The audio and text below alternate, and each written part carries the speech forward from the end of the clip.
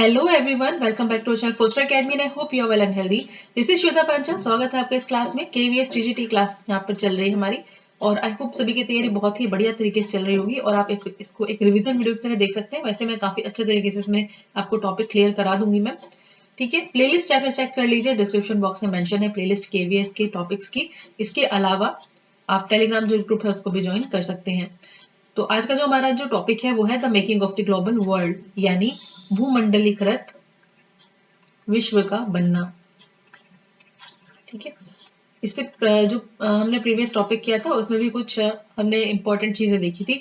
अब उसको हम आगे बढ़ाते हैं इस सीरीज को और the making of the global world ये हमारा नेक्स्ट टॉपिक है, इसको कर लेते हैं विदाउट एनी फर्दर डिले। तो भूमंडलीकृत विश्व का बनना, इस टॉपिक में हम क्या क्या चीजें पढ़ने वाले हैं, क्या क्या डाउट्स अपने क्लियर करने वाले देख लेते हैं।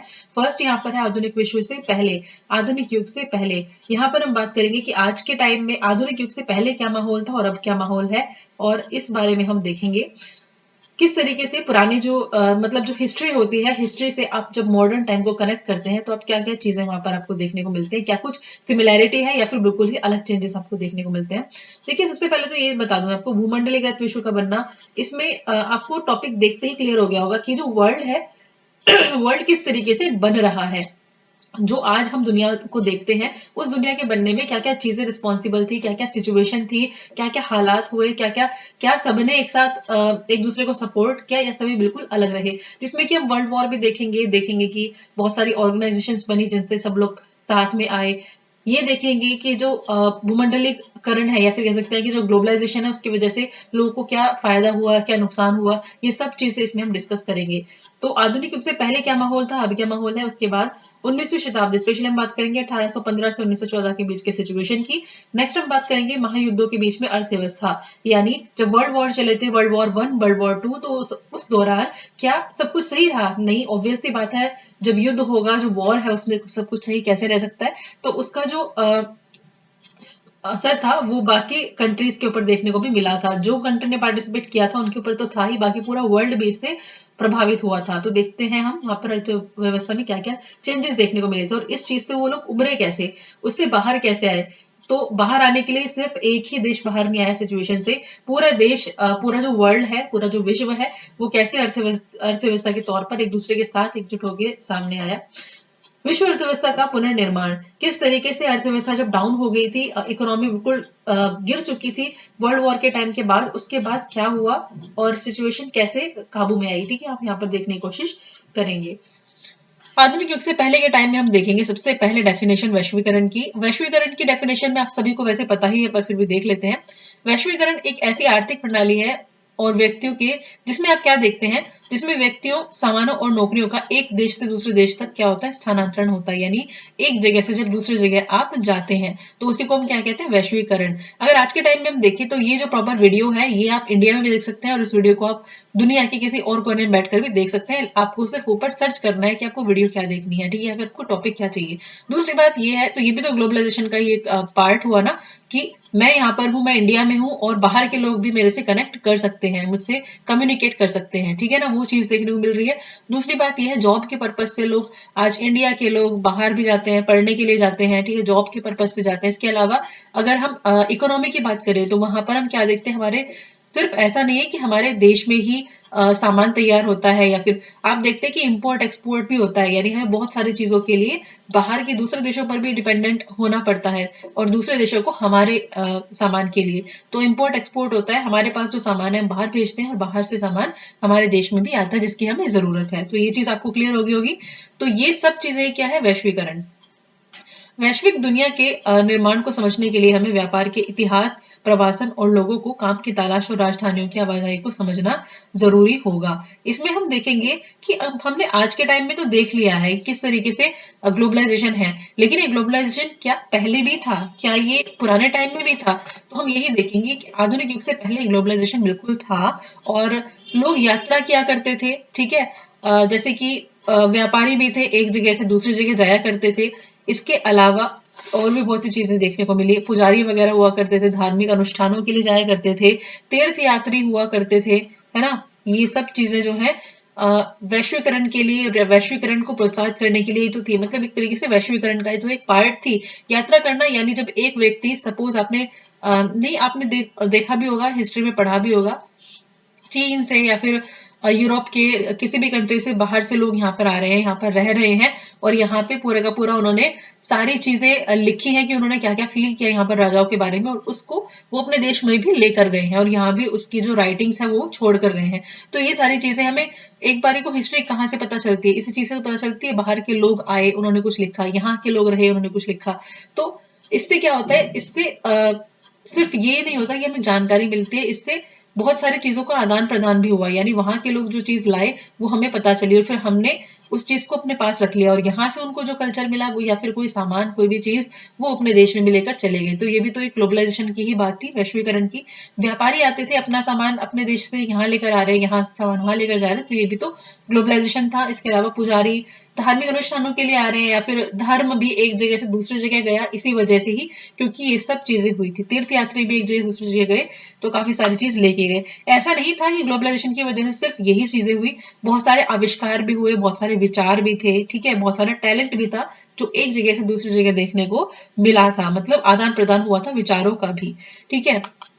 अगर हम और चीजों की बात करें, जैसे करेंसी वगैरह की बात, तो उसमें भी आपको एक्सचेंज देखने को मिला था, ठीक है, कि मालदीव में पाई जाने वाले जो कोड़ियां हैं वो अब कौन से दूसरे देश में भी देखी जा सकती थी। इसके अलावा सिर्फ इन्हीं चीजों की वजह से ग्लोबलाइजेशन नहीं हुआ, बीमारियां भी थी, जैसे कि कोविड है, ठीक है। आज के टाइम की कनेक्ट करते हैं, हिस्ट्री से कनेक्ट करके अगर देखें तो कोविड आज के टाइम में हमारे इंडिया में थोड़ी ना ऐसे आ गया है, क्योंकि इंडिया के लोग बाहर जा रहे हैं, बाहर कंट्रीज के जो लोग हैं वो इंडिया आ रहे हैं, तो उनके आने जाने से उनके साथ सिर्फ कल्चर और पैसा और विचार ही नहीं आ जा रहे हैं, बीमारियां भी आ जा रही हैं, जिसमें कोविड सबसे एक इम्पोर्टेंट एग्जाम्पल के तौर पे आप देख सकते हैं। तो यही बात है यहाँ पर, उस समय भी ये था, और इस टॉपिक में आप देखेंगे कि कुछ बीमारियां थी जो ग्लोबलाइजेशन की वजह से ही एक देश से दूसरे देश में पहुंची थी, ठीक है। तो चलिए आगे बढ़ते हैं। नेक्स्ट हम बात करते हैं रेशम मार्ग की, यानी सिल्क रूट। बहुत टाइम से आप बुक्स में पढ़ते आ रहे हैं सिल्क रूट के बारे में। तो सिल्क रूट जो है वो इसमें क्या था कि इसमें सिल्क भेजा जाता था, ठीक है, इस मार्ग से। पहले यहाँ पर देख ही लेते हैं, बाद में एक्सप्लेन करूंगी इसको। रेशम मार्ग कई सारे हैं जो जमीन और समुद्र के रास्ते से एशिया के विशाल क्षेत्रों को आपस में जोड़ने का काम करते हैं, और एशिया को यूरोप और उत्तरी अफ्रीका के साथ जोड़ते हैं, ठीक है। यहाँ सिर्फ सिल्क ही नहीं, इसके अलावा और भी चीजों का और भी चीजें आती जाती थी, ठीक है ना। कपड़े हुए, मसाले हुए, ये भी इस रूट से एक देश से दूसरे देश में जाए जाते थे, तो इसको नाम पड़ गया फिर सिल्क रूट यानी सिल्क मार्ग, ठीक है। आपको पता है एशिया है जो वो यूरोप और अफ्रीका से भी इसी रास्ते से ही जुड़ा हुआ था।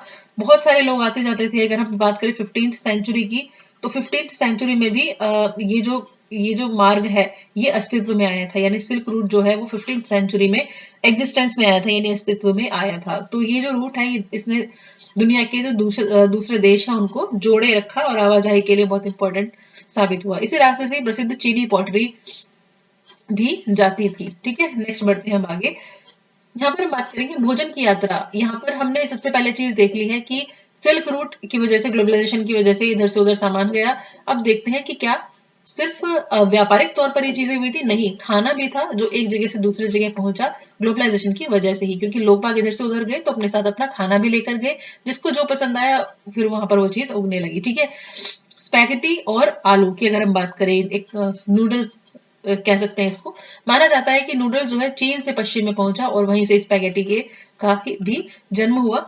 वैसे इसको जो माना जाता है वो माना जाता है इटली से संबंधित, ठीक है। दूसरी बात यह है कि पास्ता जो है वो भी इटली के बारे में बताता है, कि मतलब पास्ता जो है वो इटली से आया है। तो यही हुआ कि एक जगह से दूसरी जगह पर लोग गए तो अपना खाना भी लेकर गए, ठीक है।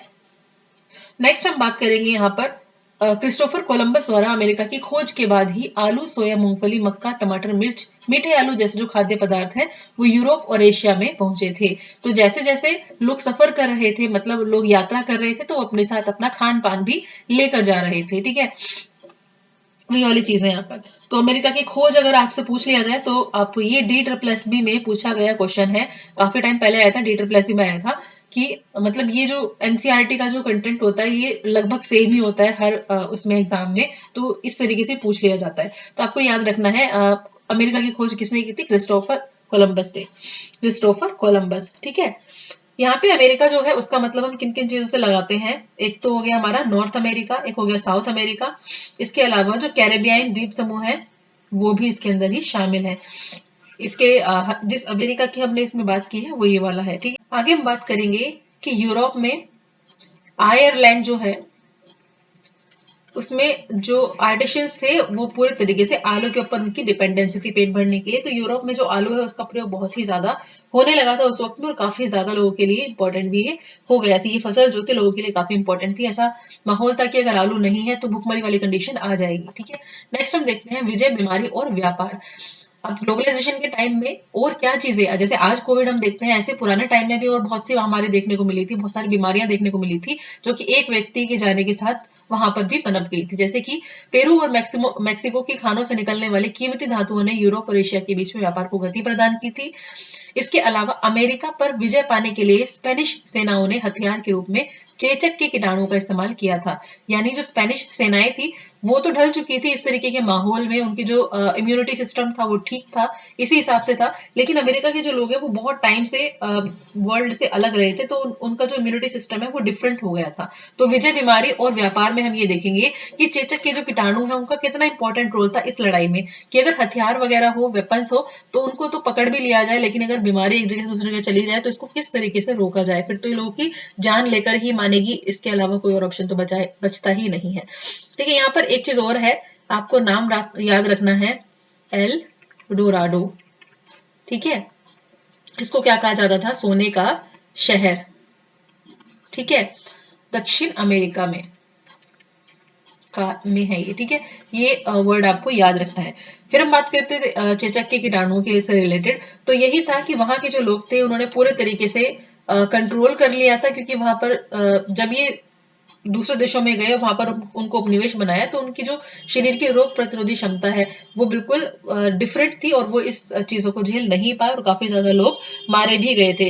तो इन लोगों को तो जो स्पेनिश लोग थे इनको तो बचाव का तरीका भी आता था और उनका इम्यूनिटी सिस्टम भी उसी तरीके से ढला हुआ था, लेकिन जहां पर ये हमला कर रहे थे वहां पर उन लोगों का सिस्टम बिल्कुल भी ऐसा नहीं था, तो ये बीमारी वहां पर फैल गई। नेक्स्ट हम बात करेंगे कि यूरोप में गरीबी और भूख का जो साम्राज्य है वो भी देखने को मिला 19th सेंचुरी में, और यहाँ पर क्या चीजें बहुत ज्यादा कॉमन हो गई थी, धार्मिक टकराव। धार्मिक टकराव की जो सिचुएशन है वो काफी ज्यादा स्ट्रॉन्ग हो गई थी। तो ऐसे में क्या था कि लड़ाई झगड़े हो रहे हैं, दंगे हो रहे हैं, ये सिचुएशन देखी जा सकती थी। ठीक है, और जो लोग मतलब धर्म को लेकर जब लोग कट्टर हो जाते हैं तो फिर बहुत ज्यादा दंगे देखने को मिलते हैं। ऐसे ही हम यूरोप की बात कर सकते हैं। ठीक है, बहुत सारे लोग जो थे वो ऐसे ही भागकर अमेरिका चले गए इन्हीं सब चीजों की वजह से। ठीक है, अमेरिका चले गए और वहां पर उन लोगों को पकड़ लिया गया और फिर अपने मतलब उनको गुलाम बना लिया गया और फिर उनसे खेती वगैरह के काम में उनको लगा दिया जाता। तो यही सब चीज हो रही थी। इसके अलावा हम बात करेंगे चीन और भारत की। ठीक है, चीन और भारत को उस समय बहुत ही एक ऐसे स्ट्रॉन्ग कह सकते हैं कंट्री के रूप में देखा जा सकता था, बहुत धनी देशों के रूप में देखा जा सकता था। लेकिन अगर हम बात करें 15th सेंचुरी की, कब की, 15th सेंचुरी की, तो जो चीन था वो अपने आप को दूसरे देशों से क्या करने लगा, बिल्कुल अलग सा करने लगा था। ठीक है, तो चीन का जो रोल है दुनिया में या वर्ल्ड में कम होने लगा था, और उसकी जगह पर किसकी इंपॉर्टेंस बढ़ने लगी थी, अमेरिका की इंपॉर्टेंस बढ़ने लगी थी। कह सकते हैं कि जो व्यापार का जो केंद्र है अब खिसकता जा रहा था चीन की तरफ से, वो जा रहा था किसके पास, अमेरिका के पास। यानी अब जो है व्यापार का केंद्र ये होता जा रहा था, वेस्ट की तरफ जा रहा था। ठीक है, पश्चिम की तरफ बढ़ता चला जा रहा था, और अमेरिका ही बहुत ही एक बड़ा एक व्यापारिक केंद्र के रूप में फिर उभरने लगा था। ठीक है, अब हम नेक्स्ट हम बात करेंगे आगे देख लेते हैं। 18वीं शताब्दी के काफी समय बीत जाने के बाद भारत और चीन दुनिया के सबसे अमीर देशों में थे, मैंने आपको बता ही दिया है। ठीक है, और 19वीं सदी तक यूरोप में गरीबी और भुखमरी का साम्राज्य था, जिसका फायदा भी बाद में उठाया गया और अमेरिका काफी आगे बढ़ चला था। 19वीं शताब्दी की अगर हम बात करें 1815 से 1914 के बीच की, तो यहाँ पर हम देखते हैं कि अंतरराष्ट्रीय आर्थिक विनिमय में 3 तरह की गतियां देखने को मिली है। यानी एक्सचेंज हुआ था किस किस चीज में, जैसे कि बढ़त देखने को मिली यहाँ पर व्यापार में, श्रम में और पूंजी में। अगर आपसे क्वेश्चन पूछ लिया जाए अंतरराष्ट्रीय आर्थिक विनिमय की 3 तरह की गतियां या फिर 3 तरीके के प्रवाह कौन से थे, तो ये था व्यापार, श्रम और पूंजी। अगर हम व्यापार की बात करें यहाँ पर, सबसे पहले हम बात करेंगे व्यापार की। तो व्यापार में यहाँ पर किस चीज की बात हो रही है, किस चीज का व्यापार, मेनली कपड़ा और गेहूं के व्यापार की यहाँ पर बात हो रही है। इस तक ही मेनली ये व्यापार उस वक्त सीमित था। दूसरी बात करें हम अगर श्रम की, ठीक है, श्रम का मतलब काम करना, तो ये एक दूसरे नंबर का प्रवाह था जिसमें क्या हो रहा था, लोग बाग क्या कर रहे थे, रोजगार की तलाश में यानी काम की तलाश में एक जगह से दूसरी जगह पर उनका आना जाना हो रहा था, ठीक है। तीसरी अगर बात करें, ये है आपका पूंजी। पूंजी का मतलब है कि जब लोग क्या करते हैं, निवेश कर लेते हैं, ठीक है। या कह सकते हैं थर्ड ऐसा प्रवाह था, इसमें कम या फिर लंबे टाइम के लिए आसपास के या फिर दूर दराज के जो इलाके हैं उनमें निवेश कर दिया जाता था, ठीक है। तीन तरह के प्रवाह देखने को मिलते हैं, इसको हम आर्थिक विनिमय में रखेंगे। नेक्स्ट हम देखते हैं यहाँ पर विश्व अर्थव्यवस्था का उदय, यानी वर्ल्ड लेवल पर अगर हम इकोनॉमी की बात करें तो उसमें राइज कैसे आया। इसमें औद्योगिक विकास के समय की अगर हम बात करें तो यूरोप में हमें एक इंपॉर्टेंट नाम है कंट्री का, ब्रिटेन। इसकी बात करेंगे यहाँ पर मेनली प्रोडक्शन के मामले में, खाद्य चीजों के मामले में या फिर कृषि के मामले में ये ऐसा नहीं है कि सिर्फ कृषि पर ही इसकी डिपेंडेंसी थी पहले। फिर हम बात करते हैं 18th सेंचुरी की, जहां पर आबादी जो है या फिर पॉपुलेशन कह सकते हैं इसको, ब्रिटेन की बहुत ही ज्यादा बढ़ने लगी थी। अब पॉपुलेशन बढ़ेगी तो फिर डिमांड भी बढ़ेगी, ठीक है। डिमांड बढ़ेगी तो फिर जो प्रोडक्ट है वो ज्यादा चाहिए होंगे, तो उसकी डिमांड भी बढ़ी। लेकिन जो कृषि के जो उत्पाद है वो यहाँ पर क्या हो गए थे, बहुत ही ज्यादा महंगे हो गए थे, प्राइस बहुत ज्यादा बढ़ गया था। दूसरी सिचुएशन यहाँ पर क्या हुई कि जो बड़े बड़े जमींदार थे, खेती करने वाले जो जमींदार थे, बड़े बड़े भूस्वामी जो थे, उन्होंने प्रेशराइज किया सरकार को कि जो मक्का है यानी कॉर्न जो है, जो मक्का है, उसको बाहर से ना मंगाया जाए, यानी उसको आयात नहीं किया जाए, उसके ऊपर पाबंदी लगाने के लिए उन्होंने सरकार को प्रेशराइज किया। और सरकार जो है प्रेशराइज हो भी गई। तो इसी पाबंदी को क्या बोला गया, कॉर्न लॉ, ठीक है। इसी को क्या बोला गया, कॉर्न लॉ, यानी मक्का के आयात पर क्या लगा दिया गया, रिस्ट्रिक्शन लगा दिया गया, उसी को बोला गया कॉर्न लॉ। लेकिन क्योंकि आबादी बढ़ रही थी, डिमांड लोगों की बहुत ज्यादा थी चीजों को लेकर, तो फिर क्या करना पड़ा सरकार को, इस चीज को क्या करना पड़ा, खत्म करना पड़ा, ठीक है। ऊंची डिमांड थी और उद्योगपति थे और शहर के बहुत सारे लोग थे, उन सब ने सरकार को एक तरीके से प्रेशराइज कर दी। तो फिर इस कॉर्न लॉ को फिर सरकार को क्या करना पड़ा, खत्म करना पड़ा। अब कॉर्न लॉ जब खत्म हो गया तो बहुत ही कम कीमत पर बाहर से आयात होने लगा, यानी अब जब कॉर्न लॉ खत्म हो गया तो पहले जो रिस्ट्रिक्शन थे वो रिस्ट्रिक्शन भी खत्म हो गई, और बाहर से जो आयात हो रहा था यानी चीजें मंगाई जा रही थी, उनका जो प्राइस था वो काफी कम था। तो यही सिचुएशन है, यहाँ के जो किसान थे, यहाँ पे जो खेती करने वाले किसान थे, उनका जो प्राइस था वो ज्यादा था, जबकि बाहर से सामान मंगाया जा रहा था उसका प्राइस कम पड़ रहा था। तो फिर किसको नुकसान होगा, जो यहाँ के ब्रिटेन के जो किसान है ना, उनको ही तो नुकसान होगा, क्योंकि बाहर से आने वाला जो कॉर्न है वो तो कम कीमत में मिल रहा है। तो किसानों की क्या होने लगी, हालत जो है खराब होने लगी। ये कह सकते हैं कि ब्रिटेन में जो खाद्य पदार्थ उगाए जा रहे थे वो मतलब कह सकते हैं उनमें लागत कम थी, ठीक है। यानी प्रॉपरली अगर एक बात बोले तो जो ब्रिटेन के जो किसान है उनको बहुत ज्यादा नुकसान हो रहा था। आयात करने वाला जो खाद्य पदार्थ है उसकी जो लागत है वो ब्रिटेन में पैदा होने वाला जो खाद्य पदार्थ है उससे काफी कम थी, तो किसानों की हालत खराब होनी ही थी। तो एक तरीके से कंपटीशन चल गया, कंपटीशन को लेकर बहुत सारे लोगों का एक तरीके से कह सकते हैं कि रोजगार छिन गया था, ठीक है। तो क्या होने लगा था, लोग इस वाले एरिया से मतलब कृषि को छोड़कर शहरों की तरफ जाने लगे थे काम करने के लिए। तो इसी वजह से ये एक पूरा सीक्वेंस है, ठीक है। तो जब लोग शहरों की तरफ जाने लगे तो शहरों में भीड़ भाड़ बढ़ने लगी, वहां की आबादी बढ़ने लगी, ठीक है। फिर इस सिचुएशन से क्योंकि खाद्य पदार्थ की जो कमी आ रही थी कीमतों में, और इस सिचुएशन से निपटने के लिए ब्रिटेन में एक और चीज उन्होंने करी, वो थी कि जो उपभोग है उसका स्तर जो है वो बढ़ गया था। तो यहाँ के जो लोग हैं उन्होंने सोचा कि एक बार और चीज करके देख लेते हैं, बाहर से सामान जो आ रहा है वो तो ठीक है, लेकिन हम अपने खुद की भी खेती करते हैं तो हमें कुछ फायदा हो जाए, मतलब ज्यादा फसल उगाएंगे फिर बेचेंगे तो हमें क्या होगा, उस चीज से फायदा हो। तो हमने देखा था अभी कि किस तरीके से जो यहाँ के ब्रिटेन के जो किसान थे उनकी हालत अब खराब होने लगी थी। लेकिन क्या हुआ, जब कीमतों में कमी आई तो जो ब्रिटेन का जो भोग है उसका जो लेवल है वो बढ़ गया। 19th सेंचुरी में क्या हुआ, ब्रिटेन में औद्योगिक विकास तेज हुआ। अब औद्योगिक विकास जब तेज होगा, औद्योगिक प्रगति होगी, तो लोगों की इनकम में भी वृद्धि हुई, यानी उनकी जो आय थी उसमें भी वृद्धि होने लगी, और जो उनकी जरूरतें थी वो भी अब बढ़ने लगी, ठीक है। उनकी जरूरतें भी अब बढ़ने लगी।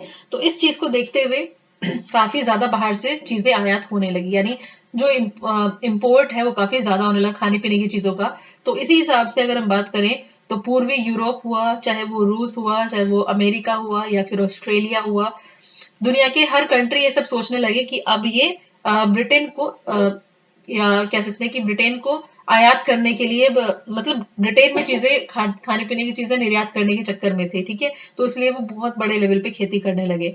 इसके अलावा यहाँ पर रेलवे का भी विकास होने लगा, क्योंकि सामान को लाने ले जाने के लिए कुछ चाहिए भी तो रेलवे जो थी उसका विकास होने लगा। और यहाँ पर एक और नाम इम्पोर्टेंट है, एक शहर है लंदन, ठीक है। ये भी एक वित्तीय केंद्र के रूप में उभरने लगा। तो ये तुम बात करें ना अर्थव्यवस्था का उदय कैसे हुआ। इसी तरीके से कृषि के बाद फिर यहाँ पे बात आती है औद्योगिक विकास की, और इस तरीके से लंदन जो है वो वित्तीय केंद्र के रूप में उभरने लगा, क्योंकि ज्यादा से ज्यादा लोग यहाँ पर आने लगे, मजदूरी करने लगे। और अमेरिका ऑस्ट्रेलिया जैसे जो जगह है यहाँ पर मजदूरों की कमी थी, वहां पे भी लोगों को ले जाकर के बसाया जाने लगा। तो इस वजह से किस चीज का प्रभाव देखने का मिला, श्रम का प्रवाह। हमने बात की थी ना 3 तरीके के प्रवाह की, तो श्रम का प्रवाह इस तरीके से हुआ, जो लोग थे वो एक जगह से दूसरी जगह पर जाने लगे थे, ठीक है। और बहुत ही ज्यादा तादाद में हम लोग इधर काम करने के चक्कर में घूमने लगे थे। तो इसी में क्या चीज है कि एक वैश्विक कृषि अर्थव्यवस्था यहाँ पर सामने आई थी 1890 में। कब? 90s में। तो 1890 के आसपास की अगर हम बात करें तो यहाँ पे एक वैश्विक कृषि अर्थव्यवस्था देखने को मिली, कृषि अर्थव्यवस्था, ठीक है। बहुत सारी चीजें थी जिनका प्रभाव हो रहा था, जैसे कि श्रम का प्रभाव हो रहा था, पूंजी का प्रभाव हो रहा था। तो यहाँ पर जो टेक्नोलॉजी है उसमें भी काफी बदलाव आने लगा था, और आसपास के इलाके में भी लोग जुड़ने लगे थे, और बहुत दूर दूर तक का लोग सफर तय करने लगे थे अपने काम के लिए, ठीक है। और जिन लोगों के पास अपने खुद के खेत थे वो खेतों पर दूसरे लोगों को लगाकर और अपने काम की तलाश में इधर उधर जाने लगे थे, ठीक है। रेलवे का विकास हुआ था, इसमें तो कोई डाउट वाली बात ही नहीं है। इसके अलावा जो तकनीकी विकास है उसमें भी, जैसे जहाज वगैरह, इसमें भी काफी कह सकते हैं कि बहुत ज्यादा इजाफा देखने को मिला। अब हम बात करेंगे इंडिया को लेकर, अगर बात करें तो यहाँ पर हम बात करेंगे पंजाब की। पंजाब में भी कुछ ऐसी सिचुएशन देखने को मिली कि पंजाब में भी, जैसे आपको पता ही है कि उस वक्त जब ब्रिटिश रूल कर रहे थे इंडिया के ऊपर, उस वक्त की बात हो रही है यहाँ पर, तो क्या हो रहा था कि यहाँ पर भी नहरों का जाल बिछाया गया, किस चीज को लेके, ताकि जो कृषि है उसके हम अपने हिसाब से फसलें उगाए। जैसे कि जिनमें मेनली कौन सी फसल थी, यहाँ पर गेहूं और कपास की फसल थी। इन्होंने कोई जमीन नहीं छोड़ी, जो भी जमीन इनको लगती थी कि इस जमीन के ऊपर कुछ ना कुछ खेती की जा सकती है, तो ये जो अंग्रेज थे इन्होंने पंजाब में लोगों को बसाना शुरू कर दिया, ताकि खेती जो है वो की जा सके। नहरों का जाल बिछाया, और कह सकते हैं कि काफी ज्यादा यहाँ पर काम करने की कोशिश की। तो जो खाना है वो काफी इंपॉर्टेंट यहाँ पर देखने को मिला। एक और वर्ड आप याद रखेंगे यहाँ पर, केनाल कॉलोनी, जिसको कहा जाता है नहर बस्ती, ठीक है। तो पंजाब में बहुत अलग अलग जगहों से लोगों को यहाँ पर बसाया था, उस ही बसाने की जगह को ही, उस बस्ती को ही क्या कहा गया। तो नेक्स्ट हम बात करेंगे तकनीक की भूमिका, यानी ये सब चीजें तो चल ही रही थी, आगे जो टेक्नोलॉजी थी उसके आने से क्या क्या चीजें बदली यहाँ पर। तो आपको पता ही है कि टेक्नोलॉजी जब आई तो उसके साथ ही साथ रेलवे, भाप के जहाज, टेलीग्राफ, ये सब जो है आविष्कार हुए, और 19वीं सदी के परिवर्तनों में यहाँ इन सब चीजों ने बहुत ज्यादा इंपॉर्टेंट रोल प्ले किया। सबसे ज्यादा इंपॉर्टेंट रोल यहाँ पर रेफ्रिजरेटर का हो जाता है, क्योंकि उसके आने के बाद जानवरों के मांस को उसमें डालकर फिर जमे हुए रूप में जहाजों से यूरोप भेजा जाने लगा। मतलब यहाँ पर ये कहा जा रहा है कि पहले क्या हुआ करता था कि सामान को लाने ले जाने में बहुत ज्यादा प्रॉब्लम हुआ करती थी, और स्पेशली अगर हम बात करें, क्योंकि खाने के सामान में ये जो था मांस, ये भी काफी इंपॉर्टेंट था। तो इसको पहले क्या था, 1870 की अगर बात करें तो 1870s की अगर बात करें दशक में, अमेरिका से जब यूरोप में मांस का निर्यात होता था, यानी इसको जब भेजा जाता था, तो क्या होता था, सिर्फ जो जानवर होते थे वो इस तरीके से नहीं होते, इस फॉर्म में जिस फॉर्म में हम आज देखते हैं, ठीक है। ये जानवर कैसे हुआ करते थे, जिंदा जानवर हुआ करते थे। तो इनको लाने ले जाने में बड़ी प्रॉब्लम हुआ करती थी, क्योंकि स्पेस भी बहुत ज्यादा लगता था, और प्रॉब्लम होती थी, कुछ मर जाते थे, कुछ में प्रॉब्लम हो जाती, तो ये सब चीजें हो जाती थी, ठीक है। कुछ का वजन कम हो जाता था, तो ये सब जो प्रॉब्लम थी, इनके बाद फिर ये होता था कि जानवर फिर खाने लायक नहीं रह जाते थे। तो ये समस्या थी।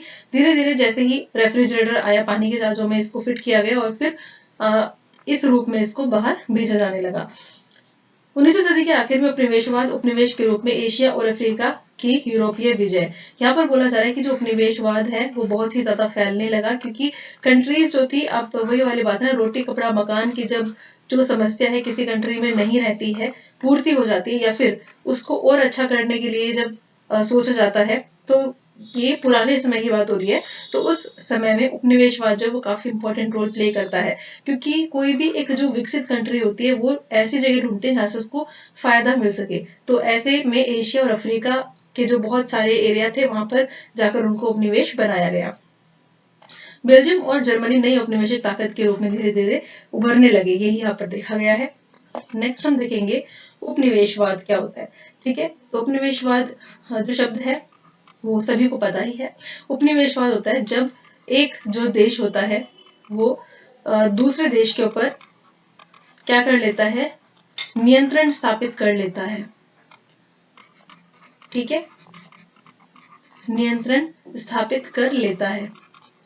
अब वो नियंत्रण ऐसे स्थापित हो जाता है कि वो राजनीति में भी सक्रिय हो जाते हैं, उसमें भी एक्टिव हो जाते हैं। अगर हम बात करें अर्थव्यवस्था की तो उसमें भी एक्टिव हो जाते हैं, डिसीजन लेने लगते हैं उस कंट्री से रिलेटेड और पूरी तरीके से उसको अपने कंट्रोल में कर लेते हैं। ठीक है, तो यही चीज हुई। तो विश्व अर्थव्यवस्था में अगर हम बात करें उपनिवेश का बात करें, इसलिए इंपॉर्टेंट रोल है क्योंकि यहाँ पर उस कंट्री को महान बताया जाता है जो दूसरे देश पर नियंत्रण कर रही है, और वो पता है क्या क्या के उस दूसरे देश में जाती है कि हम यहाँ पर तुम्हारे भले के लिए आए हैं, लेकिन रीजन कुछ और होता है। रीजन होता है कि वहाँ के जो नेचुरल रिसोर्सेज हैं, जो भी चीजें हैं, जो फायदेमंद चीजें हैं, उन सबको वहां से निकाल लिया जाता है।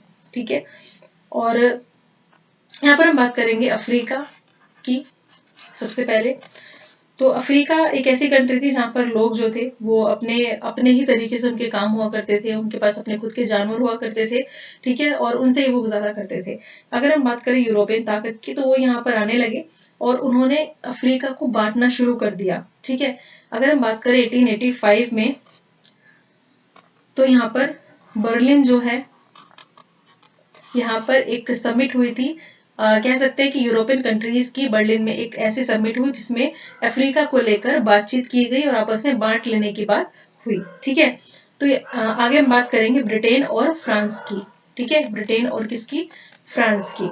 तो ब्रिटेन और फ्रांस थे, इन्होंने सोचा कि हम मतलब कॉलोनियलिज्म की जब बात आती है उपनिवेशवाद की, तो ब्रिटेन और फ्रांस का नाम सबसे पहले आता है, क्योंकि इन्होंने ही आगे बात बोली कि अच्छा ठीक है, हम अपना जो जो एरिया है उसको फैलाने की कोशिश करते हैं, यानी अपने ज्यादा से ज्यादा उपनिवेश बनाने की कोशिश करते हैं। तो इनकी ज्यादा से ज्यादा कोशिश रही ज्यादा से ज्यादा देशों को अपने कंट्रोल में लाने की। ठीक है, और इसी बाद में बेल्जियम और जो जर्मनी है वो भी नई ताकतों के रूप में यहाँ पर उभरता हुआ दिखाई दिया इसी मामले में, उपनिवेशवाद बनाने के मामले में। ठीक है, तो अमेरिका जो है वो भी थोड़े टाइम बाद वो भी इसी राह पर चल पड़ा था। अब हम बात करते हैं रिंडर पेस्ट।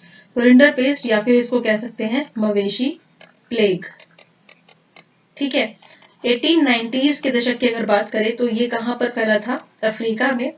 ये बहुत ही बड़ा एग्जाम्पल है वैश्वीकरण का। ठीक है, हमने बोला था कि कल्चर होता है, मान्यता होती है और बहुत सारा सामान हो सकता है, विचार हो सकता है, बहुत सारी चीजें होती हैं जो वैश्वीकरण की वजह से एक जगह से दूसरी जगह पर जाती है। लेकिन ये रिंडर पेस्ट एक बीमारी थी, मवेशी प्लेग जिसको बोल सकते हैं, ये अफ्रीका में किस तरीके से आया और इसने लोगों की जिंदगी को कैसे बदल कर रख दिया, वो देखने वाली बात है। तो ये जो है यहाँ की अर्थव्यवस्था डाउन होने लगी, और रीजन क्या था, ये रिंडर पेस्ट। ठीक है, ये जो यहाँ के जो लोग थे ये बिल्कुल भी किसी के कंट्रोल में, किसी के नियंत्रण में काम करना पसंद नहीं करते थे। ये अपने ही जानवर पालते थे और उन्हीं के सहारे जीवन चलाते थे। ठीक है, उसी से ही अपना काम चला लिया करते थे और इनके पास कोई कमी भी नहीं थी किसी भी चीज की। जब यूरोपियंस यहाँ पर आए तो उन्होंने पूरी पूरी कोशिश की कि इन लोगों को क्या किया जाए, अपने मतलब इनसे काम करवाया जाए। और ये आए क्यों थे यहाँ पर, क्योंकि यहाँ के जो खनिज भंडार हैं उसको देखकर ये जो यूरोपियंस थे काफी अट्रैक्ट हुए अफ्रीका की तरफ, और सोचा जैसे कि भारत में भी आए थे, भारत की नेचुरल रिसोर्सेज को देख के सेम सिचुएशन अफ्रीका में भी थी कि यहाँ पर आए वो, और उनका पर्पस यही था कि यहाँ के जो बागान है, ये सब चीजें हैं, इन सब पर कब्जा कर लिया जाए और यहाँ से लोगों को ले जाया जाए दूसरी कंट्रीज में या फिर अपने तरीके से फसल उगाई जाए। तो वहां के लोगों ने बिल्कुल जैसे कि कहते हैं ना पेमेंट पे करने वाली सिस्टम उन्होंने नहीं चलने दिया उनका। तो फिर उन्होंने क्या किया, यूरोपियंस ने उनके ऊपर टैक्स लगा दिया। ठीक है, टैक्स लगा के सोचा कि शायद टैक्स लगाने की वजह से ये लोग हमारे अंडर काम करने के लिए आ जाएं। टैक्स के अलावा इसके अलावा इन्होंने उत्तराधिकार वाला भी एक रूल चला दिया। ठीक है, उत्तराधिकार वाले रूल में क्या बोला जाता था कि एक फैमिली जो है उसमें से एक ही सदस्य उस पूरी प्रॉपर्टी का मालिक हो सकता है, सभी नहीं। उस एक पूरी फैमिली में से सिर्फ एक ही सदस्य उस पैतृक प्रॉपर्टी कह सकते हैं या फिर जो पिता की जो प्रॉपर्टी है उसका मालिक हो सकता है। तो इससे क्या होगा कि अगर घर में 4 और मेंबर है, 4 बच्चे और हैं, तो फिर क्या होगा, उनमें से 3 को तो फिर आगे काम करना पड़ेगा ना, और काम उनको कुछ और वो कर नहीं सकते, तो फिर किसके पास जाएंगे, यूरोपियंस के पास जाएंगे, उन्हीं लोगों के पास, और फिर उनको जबरदस्ती काम फिर वहां पर करना पड़ेगा। तो ये ही चीज हुई। अब वहां पर इसी समय में रिंडरपेस्ट जो बीमारी है वो फैल गई, और ये इतनी बुरी बीमारी थी जिसकी वजह से वहां बहुत ही ज्यादा नुकसान देखने को मिला। सबसे पहले आपको याद रखना है कहाँ पर, अफ्रीका में, और सबसे पहले इसको 1880 के दशक के आखिरी टाइम में देखने को ये मिली थी। और क्या होता था कि जब एशियंस, आपको पता है यूरोपियंस जो थे, ऐसा नहीं कि उन्होंने सिर्फ अफ्रीका पर ही कंट्रोल किया, एशिया में भी किया था। तो एशिया से जो जानवर लाए जा रहे थे ना, उन जानवरों के थ्रू ही ये जो बीमारी है ये अफ्रीका में भी आ गई, ठीक है। और इसकी वजह से काफी ज्यादा जो जानवर है वो मारे गए, और ये बीमारी जो है 1892 तक अफ्रीका के कहाँ तक पहुंच गई, अफ्रीका के अटलांटिक तट तक ये पहुंच चुकी थी, ठीक है, ये कह सकते हैं। और 90% जो पशु थे इसी की वजह से वहां पर मारे जा चुके थे। तब क्या था, जो बचे कुछ पशु थे, सरकार ने कोई ना कोई उनके ऊपर पॉलिसी लगा के, कोई ना कोई टैक्स लगा के उनको भी उनसे छीन लिया। तो फाइनली वो लोग पूरी तरीके से मजबूर हो चुके थे अब उनके अंडर काम करने के लिए, जो कि वो चाहते ही थे कि काम करें, ठीक है। तो अफ्रीका के साथ बहुत गलत हुआ ही था, और अफ्रीका से जो लोग हैं उनको बाहर दूसरे उपनिवेशों में भेजा जाता था काम करवाने के लिए, और मोस्टली होता था कि खेती वगैरह काम में लगाने के लिए। भारत के अनुबंधित मजदूर, इसमें हम बात करेंगे, प्रीवियस में भी बताया था मैंने लेक्चर में, गिरमिटिया श्रमिक, ठीक है, इनको कहा जाता है। यानी ये गिरमिटिया कौन होता है, अनुबंधित मजदूर, यानी कॉन्ट्रैक्ट बेस पे जो मजदूर होते हैं उनको। और मोस्टली इनको ऐसी जगह से उठाया जाता था जहां पर काम की तलाश में लोग बहुत ही ज्यादा परेशान होते थे, मतलब मजदूरी किया करते थे।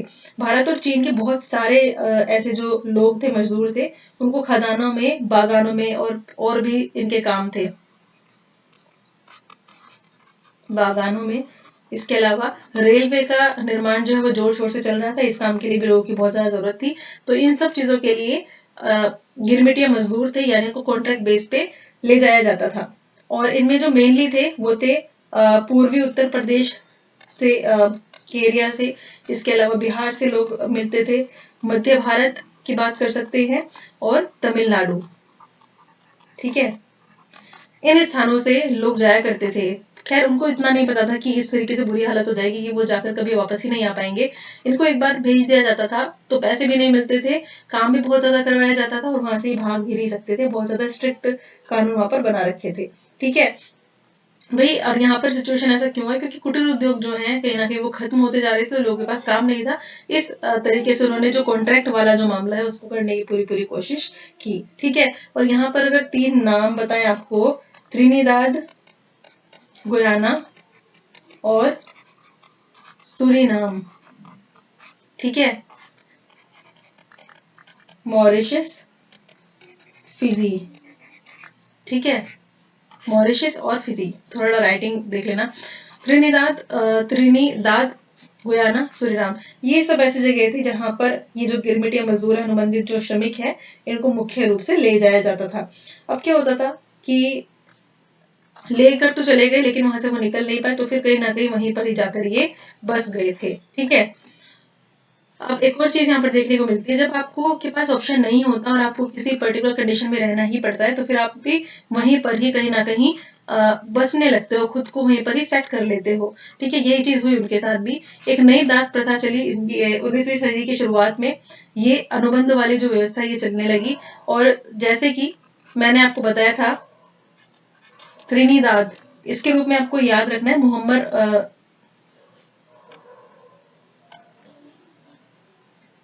तो ये जो व्यवस्था थी, भारत के अनुबंधित मजदूर जो बाहर ले जाए जाते थे, ये 19वीं शताब्दी में ये बहुत एक इम्पोर्टेंट चीज हो गई, और इसी को ही बोला गया नई दास व्यवस्था, ठीक है।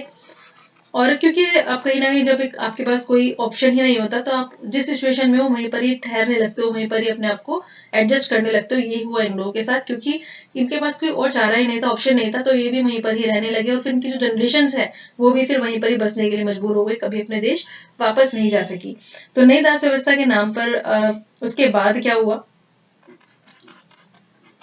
त्रिनिदाद, ठीक है, ये एक जगह का नाम है जो मैंने आपको बताया।